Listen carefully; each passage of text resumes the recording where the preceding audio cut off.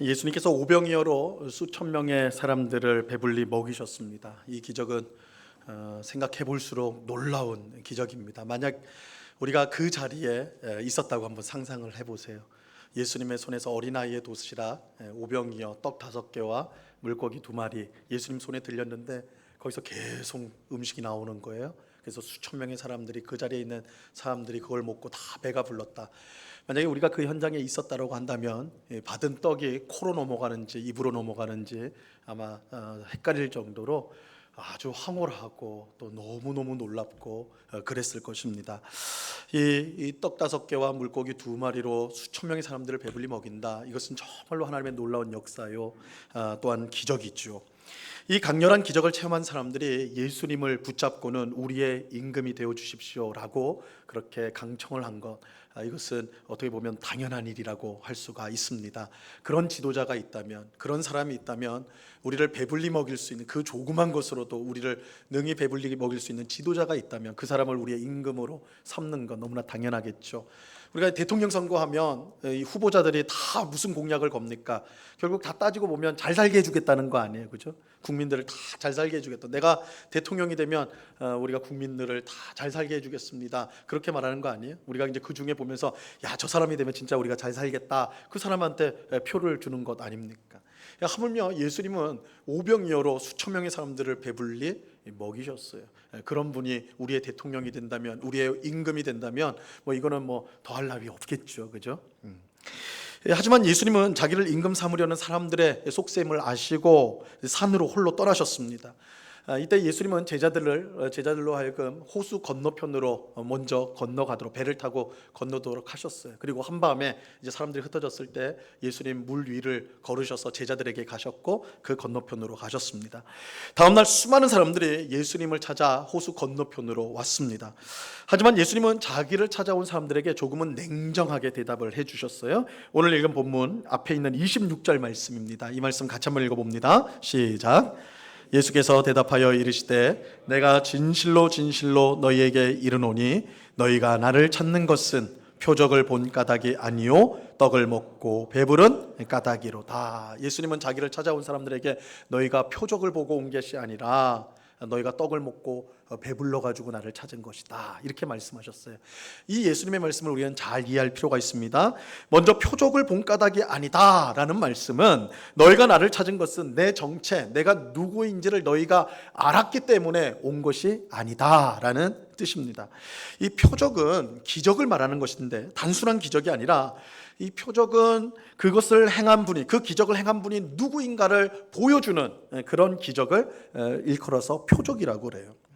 예수님이 행한 기적을 표적이라고 할 때 그것을 행한 예수님이 누구인지를 보여주는 기적이라는 뜻입니다. 이게 우리 요한복음에서 특별히 표적이란 말을 많이 쓰는데, 이 표적이라고 할 때는 단순한 기적이 아니라 그 기적을 행한 예수님이 누구신가를 보여주는 기적, 그걸 표적이라고 말을 하는 겁니다. 가령 요한복음에서 첫 번째 표적이 나온 것이 요한복음 2장에 있어요. 요한복음 2장. 요한복음 2장에 보면 갈릴리 가나에서 혼인 잔치가 열렸죠. 거기에 예수님 초대받아 가셨는데 거기에 마침 술이, 포도주가 떨어진 겁니다. 당시에 결혼식 피로연에서 이 포도주가 끊어졌다, 없다라는 것은 이거 큰 일이거든요. 그래서 예수님이 이제 사람들의 이제 어머니 마리아가 부탁을 하니까 물을 가지고 포도주를 만들죠. 기적을 했습니다. 자, 이 일에 대해서 요한복음 2장 11절은 이렇게 말씀을 합니다. 예수께서 이 첫 표적을 갈릴리 가나에서 행하여 그의 영광을 나타내심에 제자들이 그를 믿으니라. 여기서 첫 표적은 물로 포도주를 만든 기적을 말하는 것인데, 그냥 기적이 아니라 그의 영광, 예수님의 영광, 즉 기적을 행하신 예수님의 영광을 나타낸 기적이라고 말씀합니다. 그래서 이 표적의 결과가 무엇인가? 제자들이 그를 믿게 되었습니다. 그래서 단순한 기적, 와 신기하다, 이게 아니라 이 표적이에요. 이것을 행한 예수님이 어떤 분이신지를 나타냄으로써 제자들이 그것을 보고 예수님을 믿게 되는 결과를 나타낸 것입니다. 자, 오늘 본문으로 다시 돌아오면요, 예수님께서 오병이어 기적을 체험하고 자기를 찾아온 사람들에게 너희가 나를 찾는 것은 표적을 본 까닭이 아니다 라고 하셨어요. 이 말씀은 너희가 나를 찾은 것은 오병이어 기적을 통해서 내가 누구인지 알았기 때문이 아니라는 거예요. 그들은 오병이어 기적을 체험했지만 예수님이 누구인지 알지 못했습니다. 예수님이 누구인지 알지 못했어요. 그렇다면 그들은 예수님을 왜 찾아온 것일까요? 그들이 예수님을 찾아온 것은 그들이 떡을 먹고 배불렀기 때문입니다. 예수님 그렇게 말씀하셨어요. 너희가 떡을 먹고 배불렀기 때문이다. 오병이어 기적을 체험하면서 그들에게 중요한 것은 예수님이 누군가, 예수님이 누구신가 그게 아니었어요. 나의 배고픔이 채워졌다라는 거예요. 야, 예수님 앞에 나왔더니 배고픈 내가 배가 불러졌어. 예수님 앞에 나왔더니 내가 필요한 것을 예수님이 주셨어. 이것이 그들이 바라는 것이었어요. 자, 그런데 이것은 오늘날에도 크게 다르지 않습니다. 많은 사람들이 교회에 왜 나옵니까? 무엇을 기대하면서 예수님을 믿습니까? 교회 나오면, 예수님을 믿으면 병든 몸이 건강해질 것이라고 기대하기 때문에, 안 되던 승진이, 직장에서 승진이 이루어지고 망해가던 사업이 다시 일어날 것이라고 기대하기 때문에, 말 잘 안 듣는 내 자녀가 교회 보내면 모범적인 자녀가 되고 온갖 스트레스로 고통받는 내 마음이 평안을 얻을 수 있을 것이다, 그 기대하는 마음으로 교회에 나오고 있어요. 많은 사람들이 그래요. 물론 이런 기대는 완전히 잘못된 건 아니에요. 왜냐하면 예수님은 실제로 그러한 복과 그러한 은혜를 그를 믿는 자들에게, 성도들에게 주시기 때문에 그래요. 분명히 주시는 복이에요. 하지만 예수님은 오직 배고픔을 채워주기를 기대하며 나온, 그죠? 떡을 먹고 배부른 까닭에 나온 사람들에게 이렇게 말씀하십니다. 27절 말씀 같이 읽어봅니다. 시작. 썩을 양식을 위하여 일하지 말고 영생하도록 있는 양식을 위하여 하라. 이 양식은 인자가 너희에게 주리니 인자는 아버지 하나님께서 인치신 자니라. 당장의 배고픔을 채우기 위해 나온 사람들에게 예수님은 그게 아니라, 너에게 진짜 필요한 거는 한 끼 한 끼 채워지는 그 양식이 아니라 영원한 배고픔을 해결하는 것이다 라고 말씀을 하세요. 이것은 오병이어 사건에 담긴 깊은 의미를 우리에게 알려주고 있습니다. 예수님께서 오병이어 기적을 일으킨 것은 단순히 사람들의 배고픔을 해결하기 위함이 아니었어요. 이것은 표적이에요. 표적은 다시 말씀드리지만 예수님의 정체를 드러내는 기적을 말하는 것입니다. 예수님은 오병이어 기적을 통해 수천 명의 배고픔을 해결해 주셨는데 그것 자체가 목적이 아니었어요. 오병이어 기적의 진짜 목적은 예수님만이 우리의 영원한 배고픔, 일시적인 배고픔이 아니라, 밥으로 떡으로 채울 수 있는 일시적인 배고픔이 아니라 우리 인생의 영원한 배고픔, 영원한 갈증, 영원한 갈급함을 채울 수 있는 유일한 구원자라는 것을 알려주는 것입니다.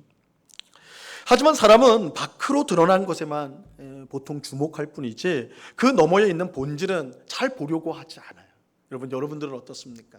어떤 문제가 생기면 그 문제에 우리가 골몰을 하지, 그 문제의 근원이 되는 저 너머에 있는 본질에 대해서 여러분 생각하십니까? 보통 그렇게 하지 않아요. 그냥 앞에 있는 문제에 안달하고 그 문제가 다인 것처럼 생각하는 것이 보통이라고요. 어떤 사람이 큰 질병에 걸렸어요. 이 병을 고치지 못하면 이 사람 죽을 수도 있어요.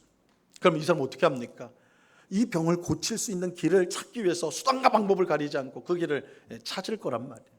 만약에 이 병을 고칠 수 있는 의사나 약이 지구 저 건너편에 있다라는 소식을 듣는다면 어떻게 해요? 당장 가는 거죠. 전 재산을 팔아서라도, 그 값이 얼마나 나가더라도 그거 다 팔아서라도 갈 거란 말이에요. 그죠? 아까워하지 않을 거예요. 하지만 길어야 100년 남짓한 인생을 위해서는 이렇게 애쓰는데 그 이후에 있을 영원한 삶을 위해서 그렇게 애쓰는 사람이 많지 않다는 것은 참으로 이상한 일이에요. 여러분, 우리가 병을 고쳐요. 그래서 내가 죽을 수 있는데 이 병을 고쳤다, 그래서 내가 건강을 되찾아요. 얼마나 기쁩니까? 근데 문제는 또 다른 질병이 찾아오겠죠. 또 다른 어려움이 찾아오겠죠. 그렇죠? 그리고 그러한 삶은 100년 정도 되면 아무리 기껏 살아봐야지, 지금 우리가 오래 산다고 해도 100년인데 기껏 살아야지 100년 정도 그렇게 사는 거예요. 그렇죠? 근데 그 100년을 위해서는 우리가 얼마나 했습니까? 그렇죠? 그 삶을 위해서 다 투자하잖아요. 다 바치잖아요. 그런데 그 이후에 있을 영원한 삶을 위해서는 우리는 얼마나 애쓰고 있냐는 거예요. 별로 애쓰는 사람이 없다. 그거 참 이상한 일이라는 거예요. 물론 하나님을 믿지 않는 사람들이야 죽음 이후의 세상을 믿지 않으니까, 천국과 지옥을 믿지 않으니까 당연히 이 땅의 삶의 모든 것을 다 애쓰는 것, 그건 너무 당연한 거예요. 하나님 믿지 않으니까. 하지만 하나님을 믿는 신자가 영원한 삶보다 이 땅의 삶을 위해 훨씬 더 애쓰는 것은 정말 이상한 일이 아닐 수가 없는 것이죠. 하나님을 믿는 신자는 사람이 죽으면 천국과 지옥에서 영원히 사는 것을 믿습니다. 그렇잖아요. 하나님 믿는다는 게 그거 아니에요, 여러분. 여러분이 하나님 믿는다, 기독교 신앙을 갖고 있다는 것은 우리가 이 땅의 삶을 다 마친 후에 천국과 지옥에서 영원한 삶이 우리를 기다리고 있다. 예수를 믿는 우리들에게는 영원한 천국에서의 삶이 기다리고 있다. 이게 영생 아닙니까? 그렇죠? 우리 이거 다 믿는단 말이야. 다 믿는단 말이야. 그리고 우리가 이 땅에서 누리는 모든 것은 천국에서 누릴 것과 비교하면 정말 아무것도 아니죠. 아무것도 아니에요. 우리가 이 세상에서 누리고 싶어하는 부유한 삶, 존경을 받는 삶, 유명한 삶, 안전한 삶, 평안한 삶, 건강한 삶, 이 모든 것을 빠짐없이 다 모두 누린다고 해도 천국에서의 하루보다 못하다고요. 시편 기자는 이 사실을 분명히 알고 이렇게 이제 찬송을 합니다. 시편 84편 10절 말씀입니다. 같이 한번 읽어봅니다. 시작. 주의 궁정에서의 한날이 다른 곳에서의 첫날보다 나은즉 악인의 장막에 사는 것보다 내 하나님의 성전 문지기로 있는 것이 싸우니. 여기서 주의 궁전은 천국을 말하는 거겠죠. 그죠? 천국에서의 한 날이 이 세상에서의 가장 화려하게 사는 첫날보다 첫날의 천일보다 훨씬 낫다라는 거예요. 이걸 믿는 사람이 신자예요. 우리 신자. 하나님 믿는 사람, 예수를 믿는 사람. 그런데도 마치 천국이 없다고 생각하는 세상 사람들과 똑같이 이 세상의 좋은 것들을 목숨처럼 아끼고 사랑하고 쫓아가는 그런 신자가 많다는 것은 참으로 이상한 일이죠. 교회 역사를 보면 신앙을 지키기 위해서 엄청난 핍박을 받고 심지어 목숨까지 잃은 성도들이 많이 있었어요. 그들이 우리보다 특별히 용기가 많고 믿음이 강했기 때문에 좋아서 그런 것이 아니에요. 그들이 그럴 수 있었던 것은 천국에 대한 분명한 소망이 있었기 때문에, 천국에 대한 분명한 소망이 있었어요. 그들은 천국 때문에 세상을 살아갈 때 겪는 가난과 또한 연약함, 무시와 천대를 개의치 않았어요. 물론 누가 가난을 좋아하겠냐고, 무시당하는 것을 좋아할 사람이 어디 있냐고. 그런데 하나님 나라에 대한 소망이 분명하니까 이 땅에서 겪는 그런 가난과 연약함과 무시와 멸시를 개의치 않고 살아가는 거예요. 우리는 하나님 나라가 있다. 이 본질 아닙니까? 본질. 남미 에콰도르의 식인 종족이었던 아우카 종족에게 복음을 전하다가 순교를 한 짐 엘리엇이라는 굉장히 유명한 선교가사가 있는데 그의 일기장에 이렇게 썼다고 그러죠. 유명한 문구예요. 영원한 것을 얻기 위해 영원하지 않은 것을 포기하는 것은 결코 바보가 아니다. 영원한 것을 위해 영원하지 않은 것을 포기하는 것은 바보가 아니다. 바보가 아니다. 우리 믿음의 선배들은 영원한 천국을 위해서 영원하지 않은 세상의 것을 포기했던 사람들이, 세상 사람들이 볼 때 세상 사람들의 눈에는 바보도 이런 바보가 없죠. 좀 더 편하게 사는 길이 있는데, 좀 더 인정받는 길이 있는데, 좀 더 남 위에서 떵떵거리며 사는 길이 있는데 그거 포기하고 하나님의 뜻대로 살겠다고, 정직하게 살겠다고, 의롭게 살겠다고, 그죠? 스스로 고난을 자처한 어려운 삶, 세상 사람들이 볼 때는 바보도 그런 바보가 없어요. 하지만 하나님의 눈에는 너무나도 아름답고 복된 바보죠. 거룩한 바보예요. 하나님은 이런 거룩한 바보들에게 자기의 나라, 하나님의 나라를 주기를 기뻐하세요. 예수님이 오병이어 기적을 일으킨 것은 이 세상에서 배부른 삶을 살도록 하기 위함이 아니었어요. 신자가 이 세상에서 남들보다 좀 더 부유하고 건강하고 명예롭고 편안하고 즐거운 삶을 살도록 하기 위함이 아니었어요. 이런 것들은 분명 중요하죠. 하지만 더 중요한 게 있어요. 예수님은 사람의 입과 위를 만족시키는 떡이 아니라 사람에게 영생을 주는 떡을 주고 싶어 하셨던 것입니다. 자, 그렇다면 예수님이 정말로 주고 싶어 하셨던 떡, 영생을 주는 떡은 무엇일까요? 사람들은 예수님께서 영생을 위한 양식을 말씀하니까 곧바로 모세를 통해 주었던 만나를 떠올렸어요. 만나를 떠올렸어요. 하지만 예수님은 지금 만나를 말씀하는 것이 아니었어요. 물론 만나는 하나님께서 내려주신 아주 특별한 음식이었죠. 하나님의 역사로 주신 거예요.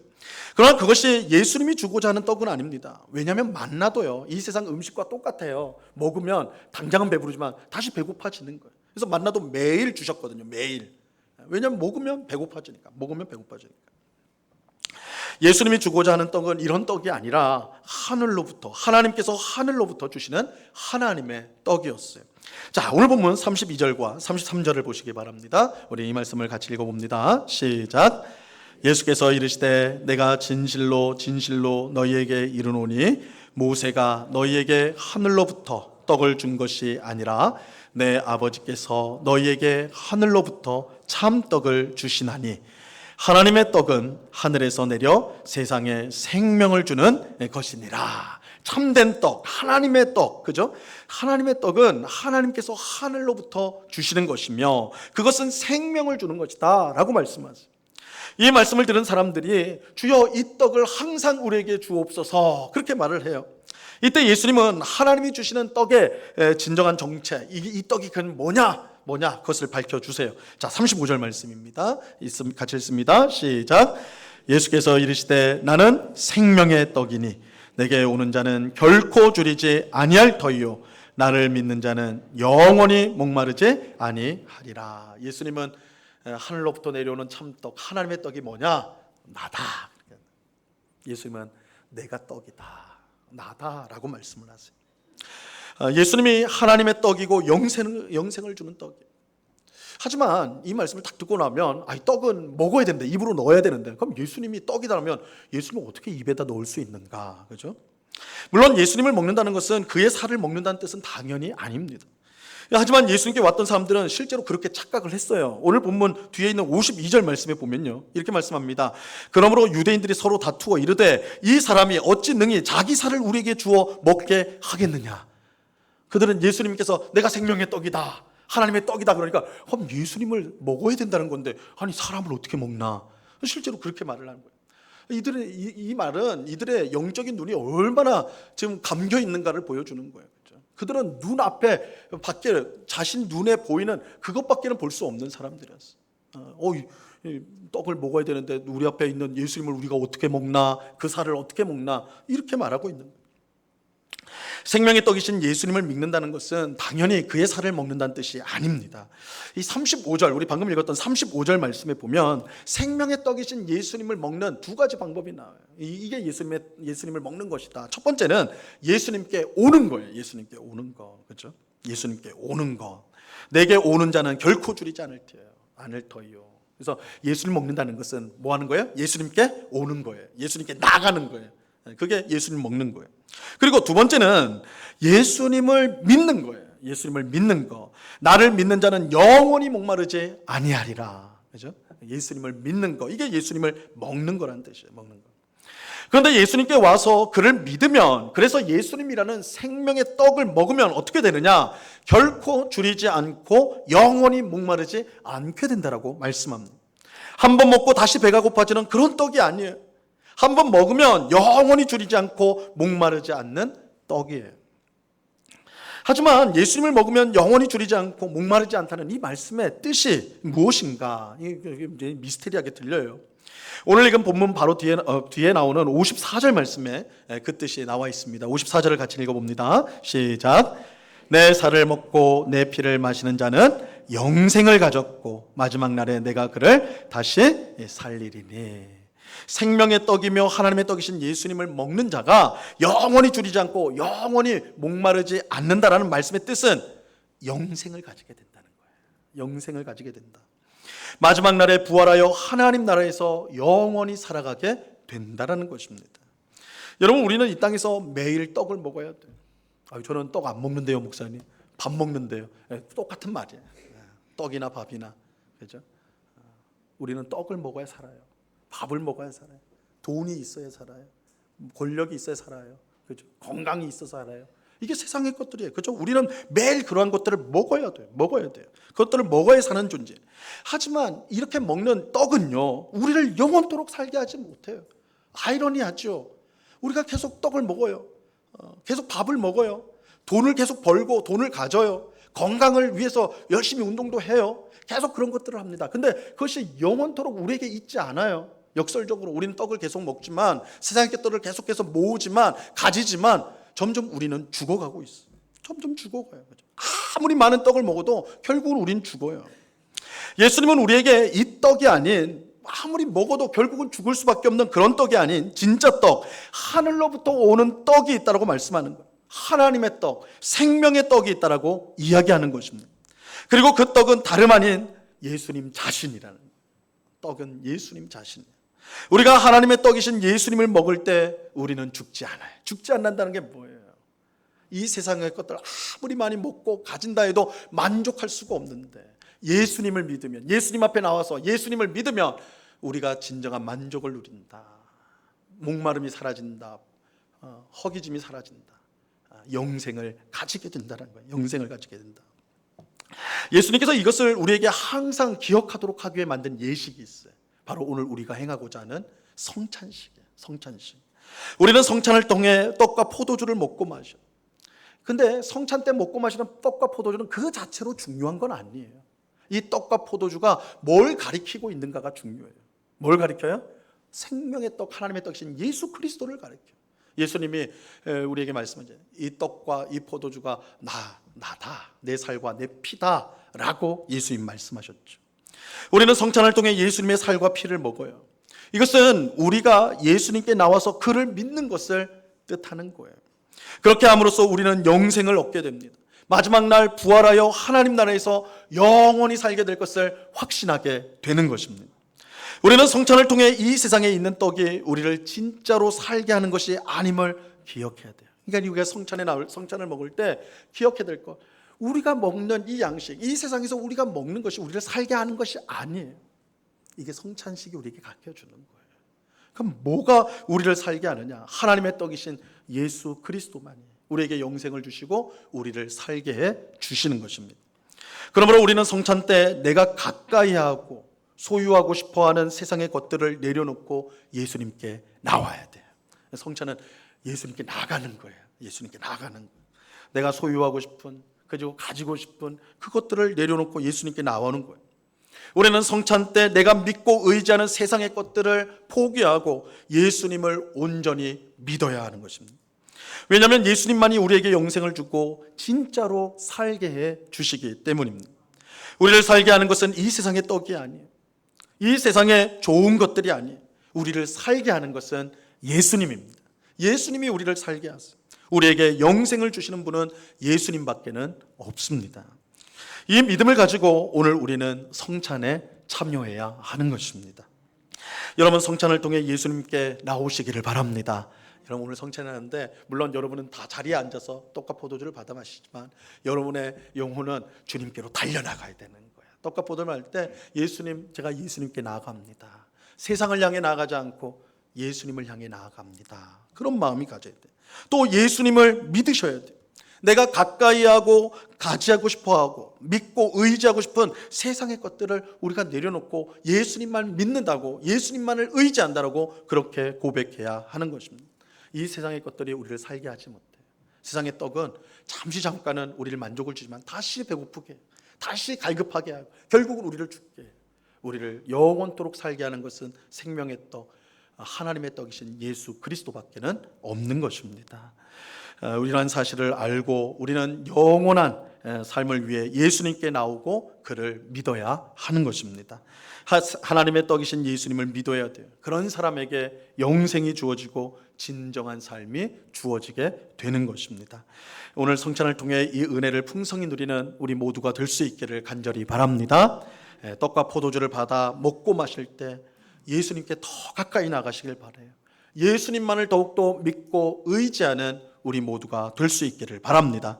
그래서 이 세상을 살면서 시달리는 실망과 또한 불만, 염려와 두려움을 떨쳐버리시고 하나님의 선하신 다스림 가운데 기쁨과 평안과 감사로 충만한 삶을 살아가는 우리 모두가 될 수 있기를 바랍니다. 이 은혜가 오늘 성찬에 참여하는 우리 모든 주의 백성들에게 충만히 임하기를 우리 주님의 이름으로 간절히 축원합니다. 기도하겠습니다. 하나님 아버지, 감사합니다. 주님, 우리가 매일매일 떡을 먹습니다. 돈을 먹습니다. 명예를, 권력을, 우리가 좋아하는 세상의 것들을 먹습니다. 그러나 잠시만 배가 부를 뿐 다시 허기지고 목마릅니다. 이 세상의 것들이 우리에게 영원한 만족을 주지 못합니다. 우리에게 영생을 주고 영원한 하나님 나라를 주는 것은 오직 예수님밖에 없습니다. 오늘 성찬식을 통해 이러한 사실을 꼭 기억하고 성찬을 통해 예수님께 더 가까이 나아가고 예수님만을 의지하고 붙드는 저희 모두가 되게 하여 주시옵소서. 우리의 참 주님이시요 우리 인생의 유일한 구원자이신 예수님을 더욱더 사랑하고 예수님을 의지함으로 예수님이 주시는 참된 만족과 기쁨으로 이 땅을 살아가는, 그리고 천국에까지 나아가는 저희 모두가 될 수 있도록 크신 은혜와 복으로 함께하여 주시옵소서. 감사하오며 예수님의 이름으로 기도드리옵나이다. 아멘.